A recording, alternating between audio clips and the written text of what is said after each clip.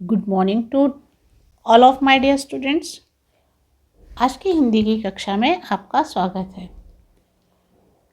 पिछली कक्षाओं में हमने अपनी सभी मात्राओं को पूरा किया।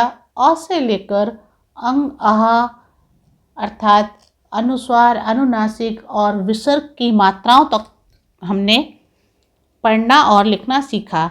अब हम आगे बढ़ेंगे कि संयुक्त व्यंजन, संयुक्त अक्षर और द्वित्व व्यंजन कौन कौन से होते हैं, उनकी पहचान कैसे होती है।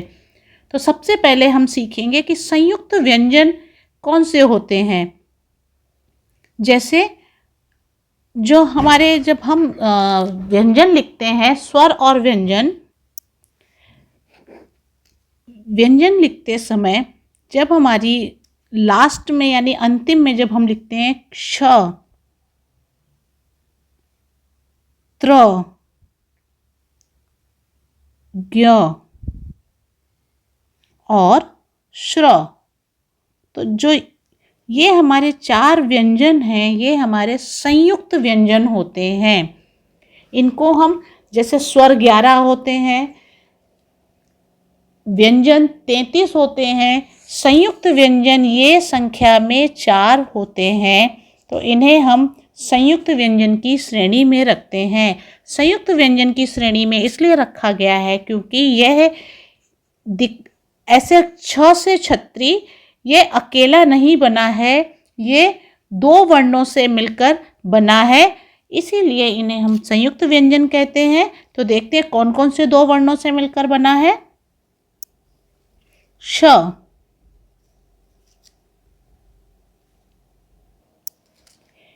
छ से छत्री ये दो वर्णों से मिलकर बना है, यानी दो व्यंजन कौन कौन से, क और श से षटकोण। ये देखिए मैंने क को लिखा है तो नीचे मैंने ये छोटा सा हलंत लगाया है, इसका मतलब क स्वर रहित है, क के साथ अ स्वर नहीं मिला है, श के साथ अ स्वर मिला हुआ है। तो अगर हम क को बिना इसके बोलेंगे या बिना स्वर के बोलेंगे तो क का स्वर नहीं निकलेगा, जैसे मुंह के अंदर ही रह जाएगा। आप लोग बोल के देखिए, नहीं निकलता। जब तक हम अ स्वर किसी वर्ण में नहीं जोड़ेंगे तब तक उसका स्वर नहीं निकलता है। तो जब हम किसी वर्ण के नीचे इस तरह से ये हलंत लगा देते हैं, इसे हम हलंत बोलते हैं, तो इसका मतलब उसका स्वर उसके साथ नहीं है। इसीलिए हम इन दोनों को मिलाकर पढ़ेंगे और क्ष यानी क का स्वर मुंह के अंदर और श का आपको निकालना है, तो क्ष, इस तरह से क्ष से छत्री बनता है। त्र, ता और र मिलकर बना है, इसीलिए इसे संयुक्त व्यंजन कहा गया। त्र, ज्ञ, ज और य, जो हम क ख ग घ ड पढ़ते हैं, च छ ज झ यहाँ आता है ना, तो ज और य मिलकर बना है ज्ञ, ज्ञ से ज्ञानी।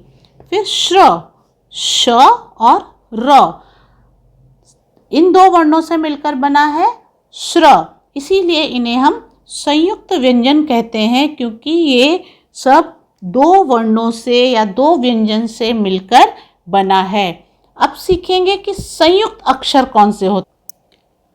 संयुक्त अक्षर में जब एक स्वर रहित वर्ण दूसरे स्वर सहित वर्ण के साथ मिलता है या व्यंजन के साथ मिलता है, तब संयुक्त अक्षर कहलाता है। स्वर रहित मतलब आधा, कोई भी वर्ण आधा हो जाएगा, आधा का, आधा ख, आधा ज। जैसे अगर हम लिखेंगे, देखिए आधा प, ये हमने आधा प लिखा, तो यानी हम इसको अभी हम बोल नहीं सकते, ये स्वर रहित हो गया, प है ना, मुख से स्वर ही नहीं निकलेगा। तो इसे हम दूसरे जिसका स्वर है, स्वर सहित, यानी य के साथ आ का स्वर है तो प्य, अब इसको हम क्या पढ़ेंगे, प्य, है ना। तो इस तरह से अगर इसका शब्द लिखेंगे तो देखिए प्याज, है ना, यानी ये स्वर रहित है, ये स्वर सहित है। तो स्वर रहित व्यंजन को स्वर सहित व्यंजन के साथ जब हम मिलाकर लिखते हैं तब वो संयुक्त अक्षर होता है। जैसे नन्हा, तो देखिए ये नन अगर आगे ह नहीं हो तो हम इसे नहीं पढ़ सकते। इस आधे न का उच्चारण नहीं कर सकते हैं जब तक उसके साथ कोई स्वर सहित व्यंजन ना मिले। नन्हा। फिर वक्त, देखिए व, आधा क और त। तो वक्त का उच्चारण हमारे मुख के अंदर ही रह गया है, तो ये हो गया वक्त, है ना। ख्याति, तो जिस आधा ख या और ख्याति, है ना। तो ये आधा ख, इसको देखो ऐसे ही रहेगा, मुंह के अंदर ही रहेगा जब तक हम आ का स्वर नहीं मिलाएंगे।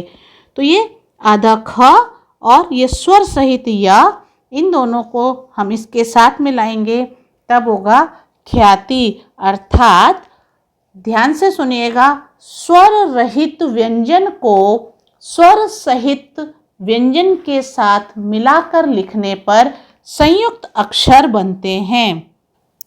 इसके साथ आगे आते हैं द्वित्व व्यंजन। देखिए द्वित्व व्यंजन कौन से होते हैं? जब दो व्यंजन एक साथ आते हैं, जैसे त,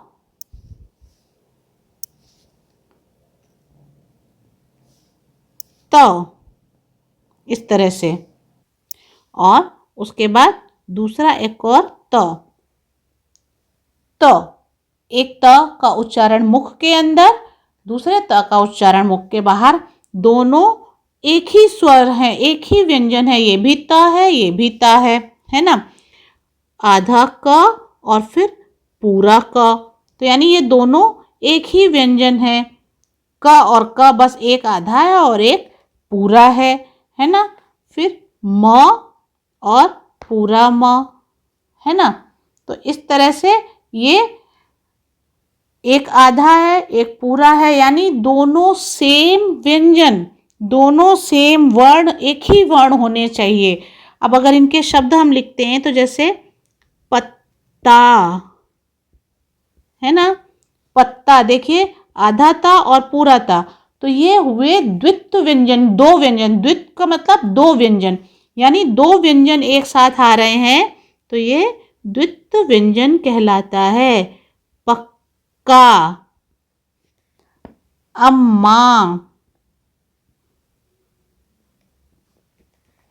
तो इस तरह से जब ये दो व्यंजन एक साथ आते हैं तो उन्हें हम द्वित्व व्यंजन कहलाते हैं। तो अभी हम आगे कुछ संयुक्त व्यंजन, संयुक्त अक्षर और द्वित्व व्यंजन के शब्दों को पढ़कर सीखेंगे।